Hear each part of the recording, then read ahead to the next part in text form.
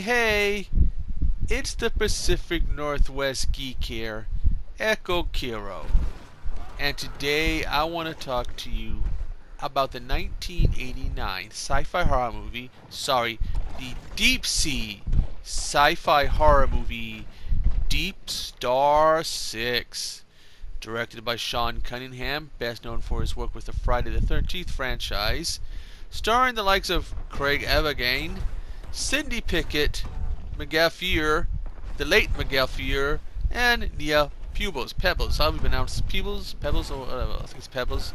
Anyways, it tells of a deep sea research facility who has a crew of 11.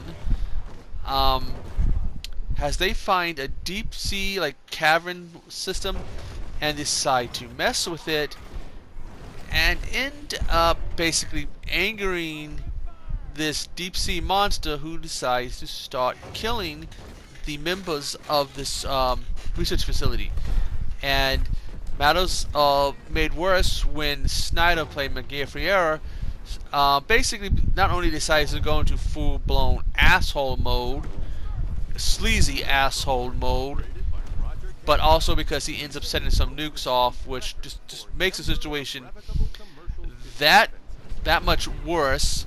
A member of the crew is accidentally killed because they have these harpoon guns or whatever. They're supposed to shoot compressed air.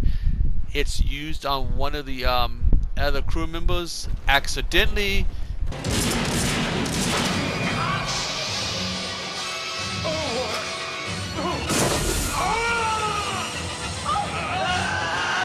Into a bit of a gruesome death.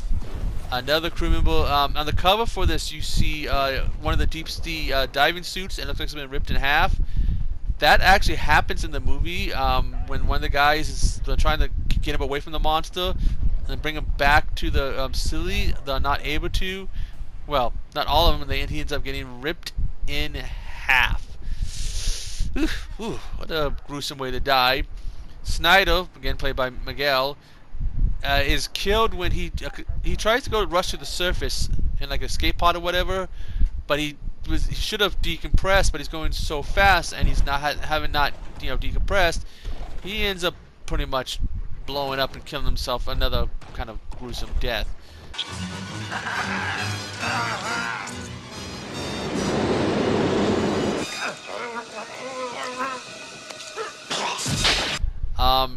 The creature eventually, as the facility is flooding, the creature's in there, and it's all chaos. I believe it's Cindy Pickett and Craig Evans, who play romantic interest, eventually make it to the surface where the creature follows, and they end up having to use flares to kill him.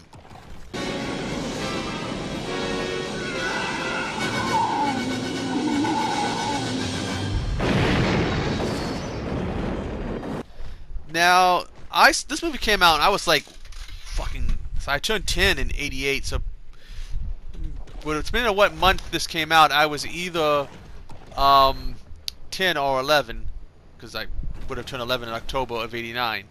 Anyways, there was actually, between 1990 and 1989, there was 11 of these underwater type movies that were released, a series of them. This included, yes, DeepStar 6, Leviathan, Lords of the Deep, The Rift, The Evil Below, and The Abyss. I've only seen DeepStar 6, Leviathan, and The Abyss.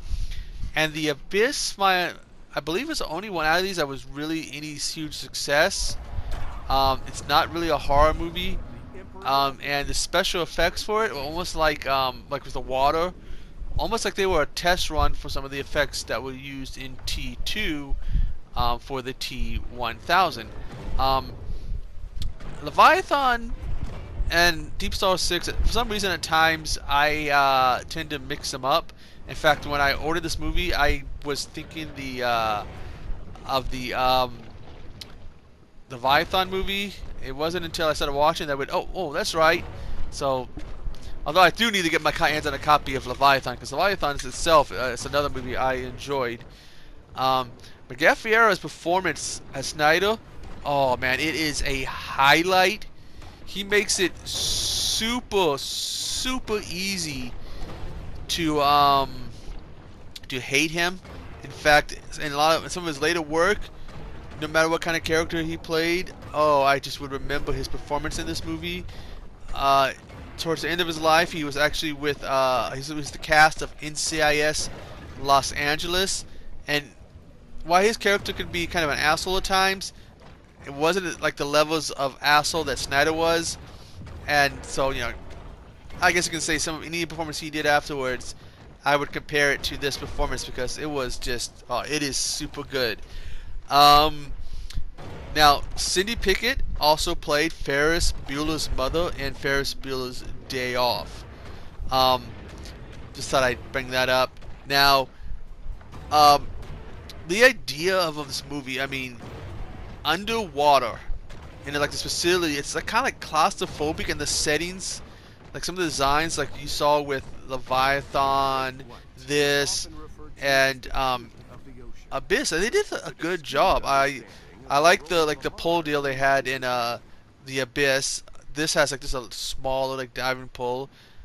Good in the designs. The creature, they did a little bit of like, not really letting you see it. And once he gets inside in the station, you get to see a little bit. But when they end up on the surface and he's got the regular lighting, like the daylight has the lighting, the sun has the lighting, I think the creature kind of looked bad. It's got like these eyes that I really didn't care for. I thought that kind of hurt, and for some reason I keep thinking that he looks bigger once he comes to the surface than he did when they were underwater. But that just might be me. I'm not sure. Oh, by the way, this review might be short because due to this, I'm in Central Washington. There's been a lot of smoke here, and it's been giving me just a headache. And I got one right now, so if this video does get short, it's going to be because of that. So, thought I'd bring that up. That, and I think too, I might have jacked my jaw a little bit, so it's a little sore. Anyways, the idea of the settings I thought was really good. It's, I mean, you look at something like Night of the Living Dead in the house, or Dawn of the Dead in the mall. Those, those are kind of claustrophobic, but like the whole idea of being underwater and there is the escapes are very limited. It's just very claustrophobic, and it adds to the fear factor. The one guy from the Abyss, who was also in the original Terminator, he ended up having like a mental breakdown. I guess there was a side effect they were talking about. Some people, a psychological side effect of some people going that deep. And again, Miguel Fiera's character of Snyder is just a full-blown sleazy asshole who you just really want to beat the shit out of, but he gets his comeuppance. Anyways, I have to go now because like I said, I got a headache and my jaw feels jacked. So anyways, I am Echo Kiro, and I will see you on the flip side.